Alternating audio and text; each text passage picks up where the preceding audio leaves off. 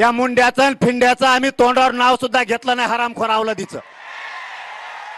पण जर देशमुख कुटुंबियांना जर यापुढे त्रास झाला, वा वा वा, शाबास जरांगे पाटील, मनोज जरांगे पाटील. काय आपली बोलण्याची पद्धत आहे, काय स्टाईल आहे बोलण्याची ती.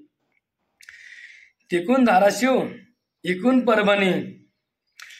आपलं एवढं कळलं पाहिजे की आपल्याला पब्लिकनं का उचललंय, पब्लिक आपल्या मागं कशामुळे आलो आपण आरक्षणाच्या नावाखाली, आणि आपण चाललोय कुठं, करतोय काय, हे तरी आपलं थोडं पाहिजे ना डोक्यात. हा, तशी पोळी नाही भाजली म्हणून अशी पोळी भाजून घ्यायची, बरोबर ना.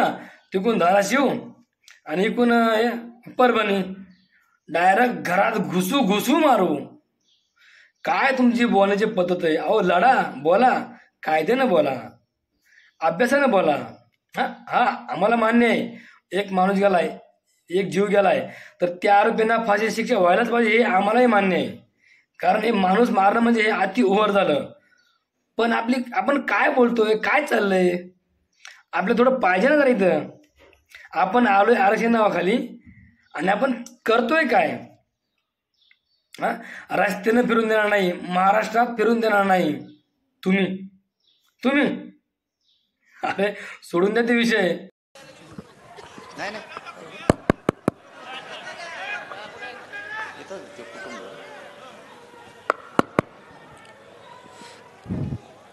छत्रपती शिवराज वंदन करून स्वर्गीय संतोष अण्णा देशमुख यांना विनम्र अभिवादन करतो.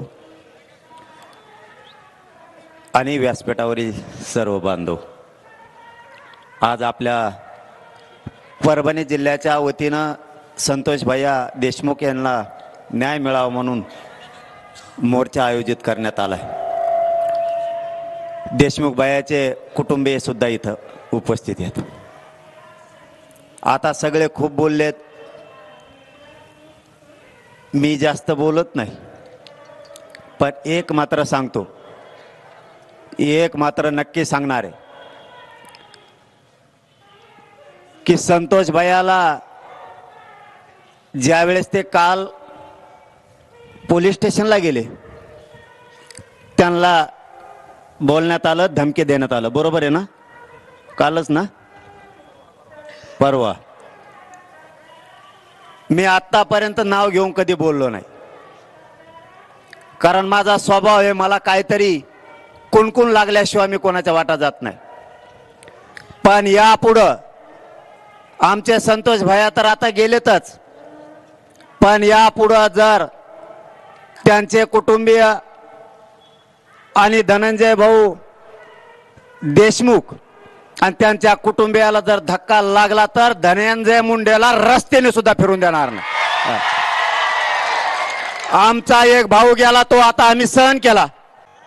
ह्या मुंड्याचं आणि फिंड्याचं आम्ही तोंडावर नाव सुद्धा घेतलं नाही हरामखोर अवलादीचं. पण जर देशमुख कुटुंबियांना जर यापुढे त्रास झाला तर एकाला सुद्धा रस्त्यानं फिरू देणार नाही. आणि परभणीकरांच्या सगळ्या बांधवांना आज सांगतो, इथून पुढच्या काळात जर त्रास झाला, परळी असो कोणा बीड जिल्हा असो, इथल्या आपल्या समाजाला जर त्रास झाला तर परभणी आणि पलीकडून धाराशिव यांना घरात घुसघुस आणायचं. जर इथून पुढे यांनी लोकांना आता त्रास दिला तर परभणी जिल्हा आणि पलीकडून धाराशिव एकदा यांना बघायचंच.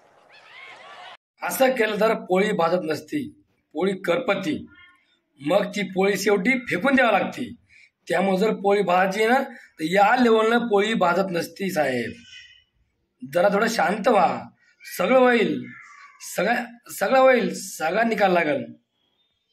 जरांगे साहेब तुम्ही केस करा, केस लढा, आमचं पण तुम्हाला सपोर्ट असणार आहे. पण हे काय मुंड्या फिंड्या, ते दुसरा आकाचा आका, ही तुमची भाषा आहे काय. हा 6 नंबर टार्गेट केला जात असेल तर मोर्चाला प्रतिमोर्चानं उत्तर मिळेल आणि आम्ही कायदेशीर मार्गाने लोकशाही मार्गाने आंदोलन करू. आम्ही कुणाला बघून घेऊ, घरात घुसू, अरे जरांगे, अरे जरा बघ किती किलो वजन आहे तुझं अगोदर? वाऱ्यानं उडून जाशील तू आणि तू घरात घुसायची भाषा करतो. गेला ना तो काळ. आता कायद्याचा काळ आहे, न्यायाचा काळ आहे. घरात घुसायची भाषा, कुणाला धमकी देतो? पाराच्या कट्ट्यावर बसला का हा? त्यामुळे ह्या असल्या गोष्टींना आम्ही घाबरणारे नाही आहोत. आम्ही मोठ्या ताकदीनं या महाराष्ट्रामध्ये मोर्चे प्रतिमोर्चे आंदोलनं उभी राहतील.